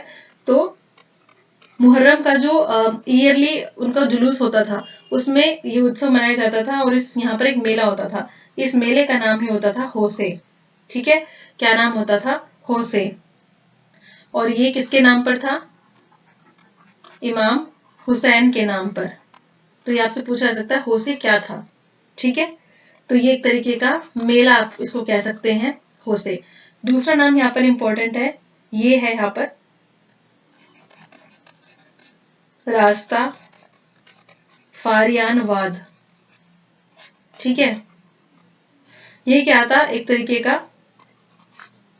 धर्म, ठीक है। इसमें भी जो भारत के भी लोग हैं जो वहां पर जाकर बस गए थे, वही वाली चीज थी, उनको भी वहां पर रहने की आदत फिर पड़ गई थी और फिर वहां की जो भी चीजें होती थी, वहां का जो कल्चर था, वहां के जो भी त्योहार होते थे या फिर कोई भी चीज होती थी उनमें पार्टिसिपेट वहां के लोग फिर करने लगते थे। तो सभी जो धर्म है और नस्ल है उनके मजदूर वहां पर भाग लेते थे। इस तरीके से ये रास्ता फारियानवाद था, ये एक विद्रोही धर्म था। इसमें भारतीय जो है प्रवासी ये भी इसमें शामिल होते थे, इसमें भी उसको उनकी झलक देखने को मिली जाती थी, ठीक है। चलो नेक्स्ट बात करते हैं अब हम एक और चीज की, चटनी म्यूजिक, ठीक है। ये कहाँ का था, फेमस त्रिनिदाद और गुयाना में, ठीक है। यहाँ पर भी जो इंडियन प्रवासी हैं वो देखने को मिले थे इस कल्चर में। तो ये कह सकते हैं फाइनली कि जो कल्चर है वहां के कल्चर में आके लोग भी जैसे तैसे किसी ना किसी तरीके से मिक्स हो गए थे, ठीक है। और इसीलिए जब आप कुछ एक नाम सुनते हैं, बाहर कंट्री तो अलग है लेकिन नाम इंडिया जैसे मैच होते हुए होते हैं, तो वहां के यही के लोग होते हैं जो वहीं पर जाकर अब बस गए थे, उन्हीं की जनरेशन है। इनमें कुछ नाम इंपॉर्टेंट है जैसे कि शिवन रैन, चंद्रपॉल, ये क्रिकेटर्स हैं, ठीक है, कहाँ के, वेस्ट इंडीज के। इसके अलावा एक और नाम है राम नरेश सरवन, ठीक है। तो ये वंशज हैं उन्हीं लोगों के, उन्हीं अनुबंधित जो लोग थे, इसलिए इनका नाम जो है वो भारत से कुछ ना कुछ मैच होता हुआ नजर आता है। 1921 में ये जो व्यवस्था थी इसको पूरी तरीके से समाप्त कर दिया गया था, ठीक है। ये वाली चीज है, 1921 में इसको समाप्त कर दिया गया था इस व्यवस्था को। चलिए आगे बढ़ते हैं, देखते हैं विदेश में भारतीय उद्यमी, यानी यहाँ से जो लोग चले गए, अब चले तो गए लेकिन वहां पर जाकर क्या कुछ ऐसा हो पाया कि जो इंडिया का नाम रोशन हो। तो भारतीय उद्यमी थे कुछ ऐसे जिन्होंने बहुत नाम रोशन करा। इनमें से इंपॉर्टेंट थे शिकारीपुरी श्रॉफ, ठीक है, और इसके अलावा नट्टू कोट्टई चेट्टियारो, ठीक है, ये भी व्यापारी थे। और मोस्टली ये लोग क्या करते थे, खेती के लिए कर्ज दिया करते थे, ठीक है, मतलब काफी पैसा था इनके पास। इसके अलावा हम बात करें हैदराबाद सिंधी, ये कौन थे, ये व्यापारी थे और इनका काम किस चीज से रिलेटेड था, बंदरगाहों से रिलेटेड था, ठीक है। इन्होंने बंदरगाहों पर अपने क्या एम्पोरियम खोल रखे थे, ठीक है, ये चीज इंपॉर्टेंट है। तो ये चीज आपको याद रखनी है, एग्जाम के पॉइंट ऑफ व्यू से काफी ज्यादा इंपॉर्टेंट है ना। भारतीय व्यापार, उपनिवेशवाद और वैश्विक व्यवस्था, इसमें हम क्या पढ़ने वाले हैं, इसमें हम देखेंगे कि भारत जो है वो किस चीज के लिए फेमस था। यहाँ की जो महीन कपास है ना उसके लिए बहुत ही ज्यादा फेमस था। यहाँ का कपड़ा भारत का बहुत ज्यादा फेमस रहा विदेशों में और यहाँ से निर्यात भी किया जाता था। और ब्रिटेन में क्या होता था, ब्रिटेन में इस चीज का क्या प्रोडक्शन है बहुत ज्यादा बढ़ने लगा था। आपको पता ही है ना कि यहाँ पर ये जो लोग थे किया करते थे, यहाँ से ले गए महीन कपास कपड़ा, यहाँ से ले गए कॉटन रॉ मटेरियल, यहाँ से ले गए ब्रिटेन में, वहां पे कंपनी में से सामान को बनाया, चीज बनाई और कपड़े बना करके वापस से इंडिया में ले आए और इंडिया में आकर बेच दिए कम प्राइस पर। तो इस वजह से भारत के जो लोग थे, भारत के जो कह सकते हैं कि छोटे उद्योग थे, वहां पर बहुत ज्यादा नुकसान उनको हो गया था। भारत का जो निर्यात है वो धीरे धीरे, भारत में जो काम था, भारत का जो कपड़ा था वो धीरे धीरे कम होने लगा था, क्योंकि बहुत ज्यादा प्रतिस्पर्धा हो गई थी, यानी कि कंपटीशन देखने को मिलता था। वो लोग बहुत ही कम प्राइस पे दिया करते थे कपड़े यहाँ पे लाकर वापस से। ठीक है, अब दूसरी चीज यहाँ पर ये आती है कि क्या ये जो ब्रिटेन के लोग थे ये और क्या करते थे, तो ये चीन के साथ भी व्यापार करते थे। ठीक है, और अफीम जो है ये भारत में उसकी खेती कराया करते थे, अफीम की। ठीक है, अफीम की खेती कहाँ होती थी, भारत में, और इसको बेचा कहाँ जाता था, चीन में। ठीक है, या फिर इसको भेजा कहाँ जाता था, चीन में। अब जो ब्रिटेन है वो क्या करता था, एक कंट्री से सामान उठाया दूसरे में बेच दिया, मतलब बाहर के बाहर ही काम कर लिया, अपनी कंट्री में छेड़ने की जरूरत ही नहीं है। यहाँ से फायदा हुआ तो कहीं और भेज दिया, यहाँ से फायदा हुआ तो कहीं और सामान भेज दिया, यहाँ नुकसान हुआ तो यहाँ पर किसी और तरीके से कुछ और चीज भेज दी। तो इस तरीके से ब्रिटेन काम करता था। तो चीन के पास, क्योंकि चीन से चाय आती थी, ठीक है, अफीम भारत में खेती करवाता था ब्रिटेन अफीम की, और उसको कहाँ भेज दिया करता था, चीन में। और चीन से जो पैसा मिलता था या चीन से जो कमाई होती थी, उससे चीन से ही क्या चीज खरीदा करता था, चाय। ठीक है, तो ये चीज आपको समझ में आ गई होगी। भारत में खेती करवाया करता था अफीम की, ब्रिटेन की बात हो रही है, अफीम की खेती भारत में हुई और फिर चीन में वो भेज दिया गया अफीम, और जो उससे पैसे मिले उससे चाय खरीदी, और पैसा किसका था ये, चीन। मतलब डायरेक्ट तरीके से बाहर ही काम करता रहता था ब्रिटेन, भारत से कुछ काम करवाया फिर चीन में बेच दिया, इस तरीके से ऐसे ही घुमाता रहता था। ठीक है, बाहर से बाहर इसके खर्चे चलते रहा करते थे, अपनी तरफ से इसको कुछ भी लगाने की जरूरत नहीं पड़ती थी। इसके अलावा एक चीज और यहाँ पर देखने को मिली, और ये सिचुएशन क्या थी, व्यापार अधिशेष। इस सिचुएशन को आप याद रखेंगे, अगर आपसे पूछ लिया जाए एग्जाम में भी, व्यापार अधिशेष क्या, कौन सी एक ऐसी कंडीशन होती है, ये कंडीशन भारत और ब्रिटेन के साथ लगी रहती थी।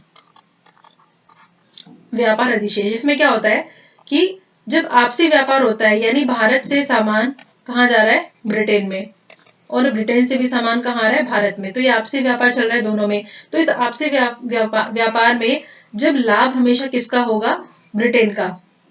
ठीक है, तो मतलब किसी एक कंट्री का जब कह सकते हैं लाभ होगा, तो यहाँ पर वो लाभ वाली स्थिति किसकी बनी रहती थी, ब्रिटेन की।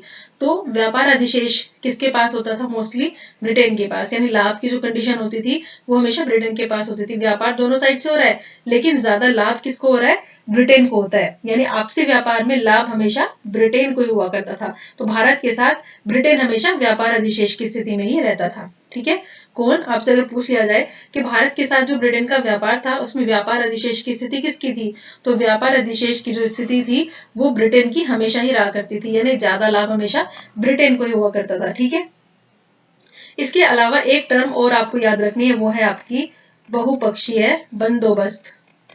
ठीक है, बहुपक्षीय बंदोबस्त, इसका क्या मतलब था, इसका मतलब होता है कि एक देश के मुकाबले जब दूसरे देश से होने वाला जो घाटा होता है उसकी भरपाई कर लेते हैं किसी तीसरे देश से, जो मैंने आपको अभी बताया था। ठीक है, कि जब एक देश से फायदा नहीं हो रहा है, उसमें नुकसान हो गया, दूसरे में ठीक है, तो तीसरे देश से क्या कर लेते हैं, उस चीज की भरपाई कर लेते हैं, उस घाटे की भरपाई कर लेते हैं, उसी को बोला जाता है बहुपक्षीय बंदोबस्त। ठीक है, यानी बहुत सारे पक्ष हो जाते हैं, तो मुनाफा फाइनली तीसरे देश के साथ व्यापार किया जाता है और उससे फिर क्या कर लिया जाता है, अपना फायदा कर लिया जाता है, मुनाफा कर लिया जाता है। ठीक है, तो ब्रिटेन जो है वो घाटे की भरपाई किया करता था हमेशा किसके साथ, भारत के साथ। तो भारत जो है वो हमेशा उसकी भरपाई कर दिया करता था, बहुपक्षीय बंदोबस्त में भारत हमेशा इसके लिए सबसे आगे रहता था, और कहीं ना कहीं भारत की वजह से ही जो ब्रिटेन की अर्थव्यवस्था है वो ठीक ठाक तरीके से चलती रहती थी। ठीक है, वही चीज है। चलिए आगे बढ़ते हैं अब हम। नेक्स्ट है हमारे पास महायुद्धों के बीच अर्थव्यवस्था। फर्स्ट वर्ल्ड वॉर हुआ था, उसमें आधुनिक औद्योगिक युद्ध भी उसको कहा जाता है। युद्ध के दौरान युद्ध में इस्तेमाल होने वाली वस्तुओं के उत्पादन के लिए उद्योगों का पुनर्गठन किया गया था। आपको पता है युद्ध के समय में बहुत सारी चीजें बनती हैं। क्या आपको पता है कि फर्स्ट वर्ल्ड वॉर में कौन कौन शामिल थे देश, इसमें लिख देती हूँ मैं यहाँ पर। फर्स्ट वर्ल्ड वॉर में मित्र राष्ट्र थे। ठीक है, इस खेमे में कौन कौन था, इस खेमे में थे ब्रिटेन, फ्रांस, रूस शामिल थे। ठीक है, और दूसरा कौन सा था, केंद्रीय शक्तियां। क्या था, केंद्रीय शक्तियां। इसमें कौन कौन शामिल था, इसमें शामिल था आपका जर्मनी, ऑस्ट्रिया हंगरी और ऑटोमन एम्पायर या फिर तुर्की। ठीक है, ऑटोमन तुर्की। तो दोनों ही पक्ष आपको याद होने चाहिए, कोई भी डाउट नहीं होना चाहिए कि कौन से खेमे में कौन सा था। ब्रिटेन, फ्रांस, रूस एक खेमे थे मित्र राष्ट्र में, और केंद्रीय शक्तियों में थे जर्मनी, ऑस्ट्रिया हंगरी और ऑटोमन तुर्की। तो इस तरीके से ये युद्ध लड़ा गया और फर्स्ट वर्ल्ड वॉर हुआ 1914 में शुरू। ठीक है, सबको लगता था बहुत जल्दी खत्म हो जाएगा, लेकिन किस तरीके से इसने 4 साल पूरे कर लिए वो तो वही लोग जानते हैं जो इसमें मरे लोग। ठीक है, जो सैनिक उसमें मारे गए और जिनकी फैमिलीज को झेलना पड़ा था। इसके अलावा पूरी दुनिया को भी फर्स्ट वर्ल्ड वॉर के दुष्परिणाम झेलने पड़े थे। ठीक है, लोग बेरोजगार हो गए थे, पूरी फैमिली खत्म हो गई थी, व्यापार कम हो गया था, घाटा, तो बहुत जगह पे नुकसान भी हुआ था। लेकिन इसकी वजह से कुछ और चीजें भी हुई थी, और ये जो युद्ध था ये ऐसा युद्ध था, इसको प्रथम आधुनिक औद्योगिक युग भी कहा जाता है। औद्योगिक युद्ध, क्योंकि इसमें कहीं ना कहीं उद्योगों में भी काफी डेवलपमेंट देखने को मिला था। ठीक है, अगर इसमें कितने लोग मारे गए थे, इस आंकड़े की बात करें तो लगभग 90 लाख से ज्यादा लोग इसमें मारे गए थे और 2 करोड़ लोग लगभग घायल हुए थे। ठीक है, इतना बड़ा नुकसान यहाँ पर देखने को मिला था, और फैमिलीज खत्म हो गए थे, लोगों के पूरे घर बर्बाद हो गए थे। ठीक है, और इसमें सबसे एंड में फिर क्या हुआ, युद्ध का तो अंत हो गया, लेकिन इसके लिए ब्रिटेन जो है, फाइनली ब्रिटेन को अमेरिका के जो बैंक है उससे कर्जा लेना पड़ा था। यानी एक तरीके से अमेरिका के जो लोग थे उनसे कर्जदार हो गया था ब्रिटेन, यानी ब्रिटेन के पास अमेरिका से काफी ज्यादा, अमेरिका से कर्जा लेना पड़ा था ब्रिटेन को। और ये जो स्थिति थी, एक टाइम ऐसा था जब अमेरिका उतना हैवी देश नहीं था, लेकिन इस युद्ध के बाद जो अमेरिका है उसके जो लोग थे अपने आप को काफी ज्यादा सुपीरियर समझने लगे, क्योंकि उनके पास अब इतना पैसा था कि वो दूसरे देशों को भी दे सकते थे, और वही चीज हुई। ठीक है, युद्धोत्तर सुधार, यानी युद्ध के बाद क्या हुआ, युद्ध समाप्त होने के बाद उत्पादन गिरने लगा और बेरोजगारी में बढ़ोतरी हुई। बड़े पैमाने पर उत्पादन और उपभोग जो है वो युद्ध के बाद अमेरिका में सुधार के लिए गति तेज हो रही थी। हेनरी फोर्ड यहाँ पर नाम इंपॉर्टेंट है। ठीक है, देखिए यहाँ पर हम बात करें तो ब्रिटेन की, तो ब्रिटेन जो है वो सबसे बड़ी अर्थव्यवस्था के रूप में शामिल था। तो पता ही है आपको, युद्ध से पहले की जो कंडीशन थी वो थी बहुत ही बड़ी अर्थव्यवस्था थी ब्रिटेन की। लेकिन युद्ध के बाद सबसे ज्यादा जो लॉन्ग पीरियड रहा उसका संकट झेलने का, वो ब्रिटेन का ही रहा था। ठीक है, जिस वक्त ब्रिटेन में ये सब चीजें चल रही थी, उथल पुथल की स्थिति चल रही थी, उसी समय 2 अर्थव्यवस्था यानी भारत और जापान जो है उसकी जो अर्थव्यवस्था है वो विकसित होने लगी थी, यानी उनके पास वो थोड़ी सी उनका उदय हो रहा था, राइज हो रहा था उसकी अर्थव्यवस्था का। तो ब्रिटेन ने, जैसा कि मैंने बताया कि ब्रिटेन ने अमेरिका से बहुत सारा कर्जा लिया और बहुत ज्यादा उसके कर्जे में वो दब चुका था, और इसी माहौल में आर्थिक उछाल की स्थिति भी देखने को मिली। ये टर्म आपको याद रखनी है। इसमें क्या है, इसमें क्या कंडीशन हुई कि जब मांग में, उत्पादन में और रोजगार में बढ़त देखने को मिली।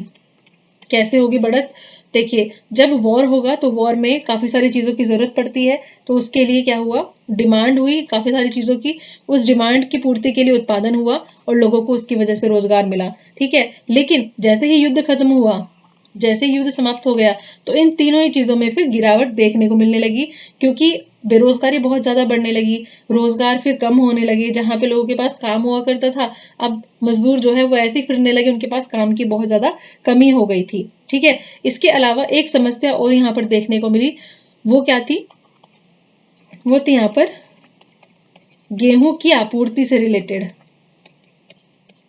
ठीक है, देखिए कुछ अर्थव्यवस्था ऐसी थी जो पूरी तरीके से गेहूं के प्रोडक्शन पे बल देती थी, लेकिन एक टाइम ऐसा आया जब कनाडा, अमेरिका और ऑस्ट्रेलिया जैसी जो कंट्री है उनमें जो गेहूं की पैदावार है वो तेजी से बढ़ने लगी। तो क्या हुआ कि अब चारों तरफ से ही इतना ज्यादा गेहूं उगाया जाने लगा कि उसकी अति हो गई, मतलब मार्केट में इतना ज्यादा गेहूं आ गया।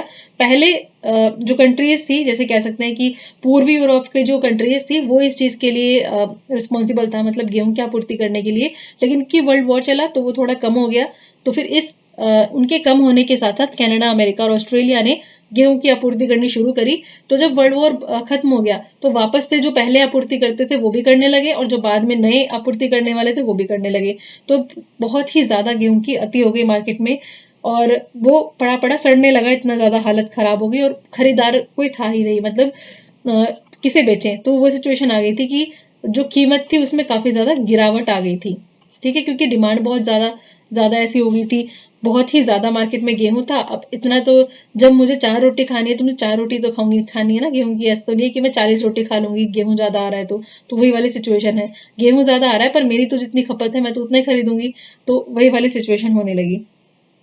यहाँ पर बात करते हैं, अमेरिका में हेनरी फोर्ड द्वारा अपनाई गई असेंबली लाइन पद्धति ने जल्दी ही पूर्वी अमेरिका में ये पद्धति फैल गई और 1920 के दशक तक यूरोप में भी इसकी नकल की जाने लगी। और ये था क्या, मेनली ये था 1920s के दशक की बात हो रही है।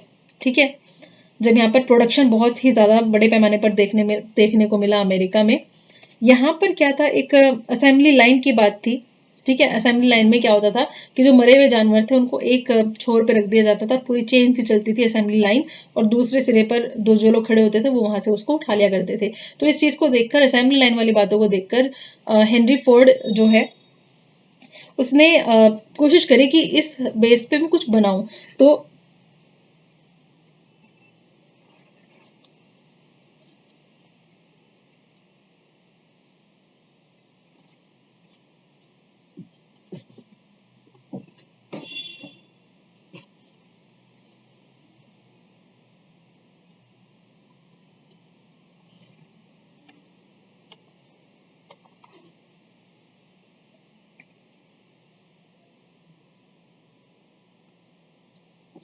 तो असेंबली लाइन जो है, असेंबली लाइन इसमें क्या होता था कि एक छोर पर मरे हुए जानवर रख दिए, तो ये पूरी चेन चल रही है, दूसरे छोर पर लोग खड़े हैं और वो यहाँ से उसको उठा लिया करते थे, मांस को। तो इसी को देखकर हेनरी फोर्ड के दिमाग में ख्याल आया और उसने असेंबली लाइन पद्धति को ही आगे चलाकर उससे एक प्रोडक्ट का निर्माण किया, जिसको क्या बोला जाता है, कार। ठीक है, कि जो अलग अलग पुर्जे हैं वो अलग अलग तरीके से इसी असेंबली लाइन पर चलेंगे और फिर सही तरीके से काम हो जाएगा। और इसमें क्या चीज ऐड की गई, कन्वेयर बेल्ट। ठीक है, वो एक स्पीड पे चलती थी। तो इससे क्या हुआ, जो मजदूर है काफी ज्यादा इसमें पार्टिसिपेट करने लगे और फाइनली टी मॉडल कार का प्रोडक्शन जो है वो बहुत ही ज्यादा हो गया। तो क्या था, शुरू शुरू में लोगों ने बहुत ही ज्यादा इस चीज में मतलब कह सकते हैं कि इस फील्ड में लोग आए, मतलब मजदूरों को बहुत ज्यादा पैसा मिलने लगा। लेकिन धीरे धीरे फेडअप होने लगे मजदूर, क्योंकि असेंबली लाइन वाली जो बात थी उसे बहुत ही जल्दी जल्दी काम करना पड़ता था, तो लोग थक जाया करते थे।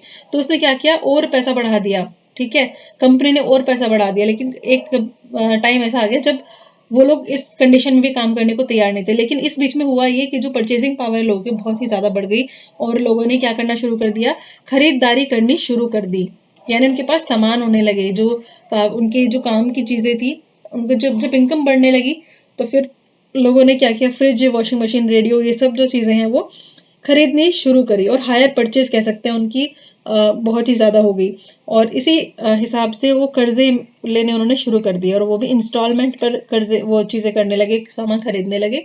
तो ये चीज कह सकते हैं, कार खरीदने लगे, जो भी उनकी पसंद की चीजें हुआ करती थी वो खरीद लिया करते थे, मंथली उसके लिए पे कर दिया करते थे, क्योंकि उन्होंने सोचा पैसा तो हमारे पास है ही। तो ये कंडीशन चली आ रही थी। ठीक है, अब आपको पता, कंडीशन खराब होएगी तो फिर क्या होगा, बाद में भुगतना तो पड़ेगा। अगर कोई प्रॉब्लम आ जाएगी तो आप इंस्टॉलमेंट को कैसे दोगे, अगर आप जॉब चली जाए तो पैसा कहाँ से लाओगे। तो ये आर्थिक संकट अब आने ही वाला था।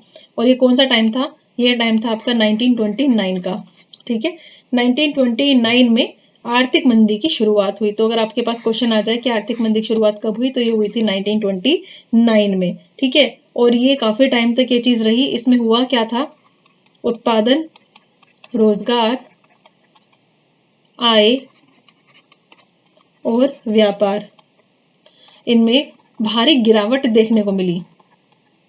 ठीक है, अब खुद ही सोचिए, महामंदी यानी मंदी हो गई है अर्थव्यवस्था में और पैसा नहीं आ रहा है, जो चीज है वो भी घटती चली जा रही है। तो घट क्या रहा था, उत्पादन में कमी आ रही थी, रोजगार में कमी आ रही थी, आय इनकम थी नहीं लोगों के पास और व्यापार भी नहीं बचे थे। तो ये सिचुएशन हो गई थी। अब हम जानने की कोशिश करते हैं कि महामंदी आई क्यों, इसके रीजन क्या थे। पहला तो ये था कि कृषि क्षेत्र में, जो हमने अभी डिस्कस किया था, अति उत्पाद वाली बात।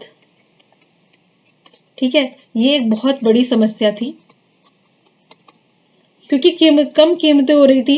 ठीक है, उत्पादों की जो कीमत है वो काफी कम थी और इसकी वजह से भी कृषि उत्पाद सड़ने लगे। आपको पता है कीमतें गिरी, लेकिन किसान जो थे वो अपनी इनकम को कम करना नहीं चाहते थे। उन्होंने सोचा कि एक काम करते हैं हम और ज्यादा गेहूं उगाते हैं। उन्होंने ये नहीं सोचा कि भाई ज्यादा उगाने से क्या हो जाएगा, लोग तो उतने ही हैं, खरीदेंगे तो उतना ही। तो वही चीज होने लगी। तो उनकी फाइनली क्या हुआ, कोई फसल खरीदने को तैयार नहीं था, खरीदार कोई मिल ही नहीं रहा था, और फसलें जो है वो पड़ी पड़ी फिर सड़ने लगी। बाजार में इतना ही ज्यादा गेहूं आ चुका था, इतना ज्यादा प्रोडक्शन हो चुका था कि प्रॉब्लम आ गई थी। अगर हम बात करें तो था फर्स्ट रीजन। सेकंड रीजन की अगर हम बात करें तो इसमें था कर्ज वाली बात। ठीक है, निवेश संबंधी जो जरूरत है उनको पूरा करने के लिए बहुत सारे जो देश थे उन्होंने क्या किया था, अमेरिका से कर्जा लिया था। ठीक है, अब देखिए एक जो व्यक्ति है वो पूरे तरीके से इस व्यक्ति पर डिपेंडेंट है। ठीक है, अगर इस व्यक्ति ने बोल दिया, अभी तो ये कर्जा दे रहा है, अगर इसने बोल दिया मैं कर्जा नहीं दूंगा तो इसकी तो हालत खराब हो जाएगी। वही सिचुएशन हुई कि ये है अमेरिका और ये है ब्रिटेन, और क्या कह सकते हैं और बहुत सारी कंट्रीज। तो अमेरिका ने एक समय ऐसा आया, उसको लगने लगा कि भाई आगे कंडीशन खराब हो सकती है, तो उसने हाथ खींचना शुरू कर दिया। मतलब ये बात है 1928 की। ठीक है, इससे पहले तक अमेरिका जो है बहुत बढ़िया तरीके से कर्जा दे रहा था। ठीक है, लेकिन एक साल के अंदर अंदर उसने कर्जा देना कम कर दिया और ये सिर्फ चौथाई ही रह गया उसका कर्जा देने का जो पूरा सिस्टम था। तो जो देश पूरी तरीके से अमेरिका के ऊपर डिपेंडेंट थे उन्होंने क्या किया, उनकी तो हालत हो गई थी अब खराब, उनके तो संकट आने वाला था। देश में जो मेन पूंजी आती है उसके हिसाब से पूरे देश में फिर वो सर्कुलेशन होता रहता है पूंजी का। लेकिन अगर पूंजी आएगी ही नहीं तो क्या होगा, वही वाली सिचुएशन हुई। तो अमेरिका ने पूंजी देनी बंद कर दी, यानी पैसे देने बंद कर दिए। तो यूरोप जो है उसके बहुत सारे जो बैंक है वो डूबने लगे। ठीक है, वो बैंक डूबने लगे। बहुत सारे जो देश थे उसमें जो है करेंसी वो भी बहुत ही बुरी तरह, यानी जो मुद्रा है वो बहुत ही बुरी तरीके से गिर गई। ठीक है, अमेरिका कैसे लैटिन अमेरिका बोल सकते हैं, और बहुत सारे ऐसी जगह जहां पर खेती थी और कच्चे माल की जो कीमतें हैं वो बहुत ही ज्यादा खराब कंडीशन में फिर चली गई, और वहां भी कीमतें जो है वो डाउन होने लगी। तो ऐसी सिचुएशन से बचने के लिए अमेरिका ने क्या किया, अमेरिका ने सोचा कि मुझे भी तो पैसा चाहिए। तो उसने जो आयात होता है, आयात पर टैक्स लगाना शुरू कर दिया। जो आयातित जो वस्तुएं हैं, चीजें हैं, उन पर टैक्स लगाना शुरू कर दिया, और ये था सीमा शुल्क। ठीक है, उसको दोगुना कर दिया। दोगुना क्या कर दिया, सीमा शुल्क। और इस वजह से तो हालत और भी ज्यादा खराब होने वाली थी। पूरी वर्ल्ड की जो इकोनॉमी है वो बिल्कुल डाउन होने वाली थी इस हालात में। ठीक है, अब देखते हैं आगे की क्या कहानी है, आगे क्या हुआ। आगे यही हुआ जो होना था कि जो देश डिपेंडेंट इसके ऊपर उनकी हालत खराब होनी ही थी, और अमेरिका है वो भी अब इस चीज से बिल्कुल भी बच नहीं पाया। उसको भी जो महामंदी है उसकी मार उसको भी झेलनी पड़ी। अमेरिका के भी जो बैंक थे उनकी भी हालत खराब होने लगी। अमेरिका के जो लोग थे उनकी हालत भी खराब होने लगी। बैंकों ने क्या था, कर्जा देना ही बंद कर दिया था। घरेलू जो कर्जे थे बैंक ने देना बंद कर दिया था अमेरिका में। और क्या चीज तेज कर दी थी, वसूली, क्योंकि हर कोई अपना अपना फायदा चाहता है ना। तो अमेरिका ने भी सोचा मेरी हालत खराब ना हो, मुझे भी अपना पैसा चाहिए, तो उसने अपनी पैसे लेने के लिए वसूली शुरू कर दी। वसूली का मतलब क्या है, जो लोगों ने कर्जा लिया हुआ था बैंक से वो वसूल लेनी शुरू कर दी। अब ऐसा है कि वसूली करेगा तो लोगों के पास पैसा तो है नहीं, तो वो क्या करेंगे, तो उनके जो घर के सामान थे, जो चीजें थी, प्रॉपर्टी थी, वो भी सब जब्त कर लेगी बैंक द्वारा। तो लोग क्या आ गए, रोड पे आ गए। तो एक समय था जब अमेरिका के लोगों के पास बहुत ज्यादा प्रोस्पेरिटी देखने को मिल रही थी। अब सब कुछ खत्म हो चुका था, और जो दिख रहा था वहां पर सबसे ज्यादा ये था बेरोजगारी। ठीक है, ये बहुत ही ज्यादा देखने को मिल रही थी। और इसके अलावा जो बैंकिंग सिस्टम है वो भी पूरे तरीके से खराब हो चुका था। ठीक है, कुछ भी सिस्टम जो है वो सही से नहीं चल रहा था, और आंकड़े जो है बहुत ही हैरान करने वाले थे। बहुत ही डाउन मामला यहाँ पर चल रहा था। ठीक है, बस अब ये जो कंडीशन है इससे निपटने के लिए लोगों ने बहुत सारे सोल्यूशन निकाले, और धीरे धीरे करके सिचुएशन कंट्रोल में तो आई, लेकिन फिर भी जो लोगों ने उस वक्त झेला उसको तो कुछ कहा जा ही नहीं सकता है। अगर हम बात करें महामंदी की, तो महामंदी से भारत भी थोड़ा ना बच पाएगा। तो भारत में भी महामंदी की सिचुएशन देखने को मिली, और आर्थिक संकट में व्यापार पर भी काफी असर देखने को मिला। 1928 से 1934 में जो भी व्यापार था, इंपोर्ट एक्सपोर्ट, उसमें बहुत ज्यादा गिरावट देखने को मिली, वो भी बहुत ज्यादा प्रभावित हुआ, उसमें भी काफी घाटा देखने को मिला। ठीक है, आगे हम बात करते हैं बंगाल की। तो बंगाल कैसे इससे प्रभावित हुआ था इंडिया की अगर हम बात करें तो यहाँ पर जूट के बैग वगैरह बनते थे। ठीक है, जूट के बैग वगैरह बना करते थे, तो इसका जो प्रोडक्शन था काफी ज्यादा था बोरियां वगैरह बनाने के लिए युद्ध के टाइम में। तो जब ये सब चीजें बंद हो गई तो फिर इस पर भी असर देखने को मिला, कारखाने बंद हो गए। ठीक है, 60% जो उसका प्रोडक्शन था वो खत्म हो गया। तो ये वाला संकट यहाँ पर देखने को मिला। और सबसे ज्यादा असर शहरों पर तो देखने को कम ही मिला, शहरों पर जो प्रभाव था वो कंपैरेटिवली कम था। ठीक है, लेकिन जो ग्रामीण एरिया था, जो गांव वाला एरिया था, वहां पर अगर प्रभाव की बात करें तो वहां पर प्रभाव ज्यादा देखने को मिला महामंदी का। ठीक है, छोटे जो काश्तकार थे उनकी हालत खराब हो गई, वो सब कर्जे में डूब गए। भाई काम करने के लिए जिन्होंने बड़े बड़े लोगों से कर्जा लिया हुआ था, काम रुक गया और पूरी की पूरी क्या कह सकते हैं कि कंपनी खत्म हो गई, तो वो अपना कर्जा चुकाएंगे कैसे। तो ऐसे में उनकी जो जमीन थी छोटे छोटे काश्तकारों की या फिर जमीन छोटे किसान थे, वो भी बड़े जमींदारों ने हथिया ली, वो भी उनके पास जाती रही। तो मंदी का जो टाइम था उसमें काफी ज्यादा खराब कंडीशन देखने को मिली। लेकिन फिर भी अगर हम बात करें भारत की, तो भारत का जो सोना था उसने कहीं ना कहीं पूरे वर्ल्ड में काफी इंपॉर्टेंट रोल प्ले किया था। ठीक है, वैश्विक अर्थव्यवस्था का सुधार में भारत का सोना बहुत ही ज्यादा इंपॉर्टेंट था। एक तरीके से कह सकते हैं इसने पुनर्जीवित किया था अर्थव्यवस्था को। ठीक है, चलिए अब आगे देखते हैं। युद्धोत्तर बंदोबस्त, यानी युद्ध के बाद क्या हुआ। ब्रिटेन वुड्स संस्थान आर्थिक स्थिरता और पूर्ण रोजगार निश्चित करने के लिए अमेरिका में स्थिति न्यू हैम्पशायर में सुधार लाने के लिए था, स्थित ही है ये। अब देखिए क्या हुआ, इस अर्थव्यवस्था में सुधार लाने के लिए ब्रिटेन वुड्स नामक स्थान पर एक सम्मेलन आयोजित हुआ। संयुक्त राष्ट्र के मौद्रिक और वित्तीय सम्मेलन शामिल हुआ और इसी में ही IMF और वर्ल्ड बैंक की स्थापना हुई। ठीक है, ये चीज आपको ध्यान रखनी है। महामंदी का टाइम जो था वो 1930-31 में बहुत ज्यादा भयानक हो चुका था। वर्ल्ड वॉर के टाइम के बाद जो कंडीशन है वो खराब हो गई थी, लेकिन कहीं ना कहीं कुछ ना कुछ तो करना ही था। तो यही वो टाइम था, जुलाई 1944। इस वक्त ये सब यहाँ पर मिले और जो स्थान था अमेरिका में एक जगह है जिसका नाम है ब्रिटेन वुड्स। ये चीज आपको ध्यान रखनी है। और इसी सम्मेलन में IMF की स्थापना हुई। और आपसे क्वेश्चन पूछा जा सकता है कि ब्रिटेन वुड्स की जुड़वा संतान कौन कौन है। ब्रिटेन वुड्स की जुड़वा संतान, तो आपको बताना है IMF और वर्ल्ड बैंक। ठीक है, IMF और वर्ल्ड बैंक। और अगर हम बात करें कि इन दोनों ने काम करना शुरू कब किया ऑफिशियल तरीके से, तो 1947 में इन दोनों ने ही ऑफिशियली काम करना शुरू कर दिया था। ठीक है, और अमेरिका के पास IMF के लिए और वर्ल्ड बैंक के लिए वीटो पावर थी। वीटो का मतलब है एक ऐसा राइट जिसके थ्रू वो किसी भी डिसीजन को रुकवा सकता है, जिसके पास ये राइट है। तो अमेरिका के पास वो राइट था, अगर वो मना कर दे किसी चीज के लिए तो फिर वो प्रोसेस जो है वो आगे नहीं बढ़ सकता था, क्योंकि उसके पास वीटो पावर थी, यानी मना करने की पावर, कि वो इस चीज से एग्री नहीं करता। ठीक है, चलिए आगे बढ़ते हैं। IMF अपने सदस्य देशों के बीच व्यापार के फायदे और नुकसान की देखरेख भी करता है। अंतर्राष्ट्रीय पुनर्निर्माण और विकास बैंक यानी वर्ल्ड बैंक को युद्ध के बाद पुनर्निर्माण के लिए स्थापित किया गया था। ठीक है, पैसे से रिलेटेड चीजें देखने के लिए 1947 में वित्तीय परिचालन शुरू किया, जो मैंने आपको बता ही दिया है। ऑफिशियली इसने वर्ल्ड बैंक ने और IMF ने काम करना शुरू किया था 1947 में। ब्रिटेन वुड्स व्यवस्था एक निश्चित विनिमय दरों पर आधारित होती थी। राष्ट्रीय मुद्राओं को एक निश्चित दर पर अमेरिकी डॉलर में आंका जाता था। ठीक है, ये बहुत इंपॉर्टेंट काम था। इन संस्थानों में बड़े पैमाने पर निर्णय लेने का अधिकार पश्चिमी औद्योगिक शक्तियों के पास था। ठीक है, यानी कह सकते हैं कि जो पश्चिमी शक्तियां, वेस्टर्न जो कंट्रीज हैं, वो ज्यादा इंपॉर्टेंट रोल प्ले करती थी इनके अंदर। ठीक है, ये मैंने आपको बता ही दिया है कि इनका मेन काम क्या था, लाभ और नुकसान की जो स्थिति थी उसको देखना। दूसरा था कि पैसे का इंतजाम करना मेनली।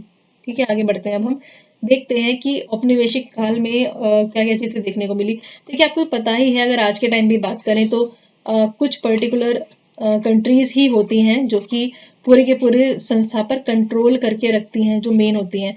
तो औपनिवेशिक औपनिवेशिक और स्वतंत्रता में अगर देखें तो संयुक्त राष्ट्र और NAM जो है नेम द्वारा समर्थित एशिया और अफ्रीका के ज्यादातर उपनिवेश स्वतंत्र और स्वाधीन राष्ट्र हो चुके थे। फिर भी कह सकते हैं कि भारत हो या फिर अफ्रीका या फिर कोई भी उपनिवेश, यानी कोई भी ऐसी पावर जिसके ऊपर कभी ना कभी किसी न किसी का कंट्रोल रहा हो, उनको डायरेक्ट इनडायरेक्ट तरीके से दूसरों के ऊपर, जैसे IMF और वर्ल्ड बैंक, इनके ऊपर डिपेंडेंसी बढ़ती चली जा रही थी। ऐसे में विकासशील जो देश है, और उनके ऊपर इतना ध्यान भी नहीं दिया जाता था। ऐसे में जो विकासशील देश है, उन्होंने एक निर्णय लिया, यानी एक नए अंतर्राष्ट्रीय आर्थिक प्रणाली की मांग की गई, यानी हमें कुछ अलग तरीके की आर्थिक प्रणाली अपनानी पड़ेगी, और ये प्रणाली G77 के रूप में संगठित हो गई, यानी इसका निर्माण हुआ। इसको गठित किया गया G77 को, जो इन देशों को उनके राष्ट्रीय संसाधनों, कच्चे माल और उनके बाजारों में निर्मित वस्तुओं को उचित बाजार प्रदान करता था। ठीक है। बहुराष्ट्रीय कंपनियों की स्थापना 1950 से 60 के दशक में की गई थी और उनका संचालन कई देशों में होता था। ठीक है ना। आई होप आपको ये चीज समझ आ गई हो कि मैं यहाँ पर क्या बताना चाहती हूँ। यहाँ पर यही है कि जब विकसित जो देश और विकासशील देश है, इन दोनों के बीच में जो गैप था वो यही था कि विकासशील जो देश है वो चाहते थे हम विकसित देशों से हमें कोई चीज मांगनी ना पड़े, लेकिन इनडायरेक्ट तरीके से उनके ऊपर डिपेंडेंसी बढ़ती चली जा रही थी पैसे लेने वाली बात पे, और फिर उनकी तरफ से भी ऐसी कंडीशन रखी जाती थी जो हमारे लिए बिल्कुल भी फेवरेबल नहीं थी। ठीक है, मानने लायक नहीं थी। इस हिसाब से अलग अलग ग्रुप्स बनाने की यहाँ पर कोशिश की गई। तो ब्रिटेन वुड्स और वैश्वीकरण की शुरुआत की बात करें तो यहाँ पर आपको पता ही है डॉलर वाली बात। ठीक है, कि डॉलर में आका जाता है, मुद्रा वाली बात। और फिर है कि यहाँ पर बेरोजगारी की जो समस्या है ये तब भी बनी थी, अभी भी बनी हुई है, और जो सरकारें हैं उनको इस बारे में बिल्कुल सोचना चाहिए। चीन जो है उसने काफी चीजें की, जैसे कह सकते हैं 1949 का जो रेवोल्यूशन हुआ था चीन में, उसके बाद नई आर्थिक नीति लाया वो। और एक टाइम ऐसा आया जब जो सोवियत संघ है वो तो थोड़ा बहुत अब काम करने लगा था, लेकिन दूसरी जो कंट्रीज थी वो डाउन होने लगी थी। तो सोवियत संघ जो है, ये आपने जब वो पढ़ा होगा शीत युद्ध, तो उसमें पढ़ा होगा कि ये विचारधाराओं का युद्ध है। ठीक है, जिसमें बात की गई थी पूंजीवादी विचारधारा की और साम्यवादी विचारधारा की। ठीक है, तो जो अमेरिका था वो तो पूंजीवादी विचारधारा का समर्थक था और जो सोवियत संघ था वो साम्यवादी विचारधारा का समर्थक था। तो यहाँ पर देखा गया कि कौन सा जो देश है वो फायदे में है कौन सी विचारधारा के साथ, तो यही वाली चीजें हैं। ठीक है, तो ये वाला जो टॉपिक है आपका खत्म हो गया है और आई होप आपको सब कुछ ठीक से समझ आ गया हो। वीडियो अच्छी लगी तो लाइक जरूर करना, प्लेलिस्ट जरूर चेक कर लीजिए, आपको सारी वीडियोज यहाँ पर मिल जाएंगी, आपको सारे टॉपिक्स बिल्कुल क्लियर हो जाएंगे। So thank you so much watching this video. Telegram पर ज्वाइन करना ना भूलें और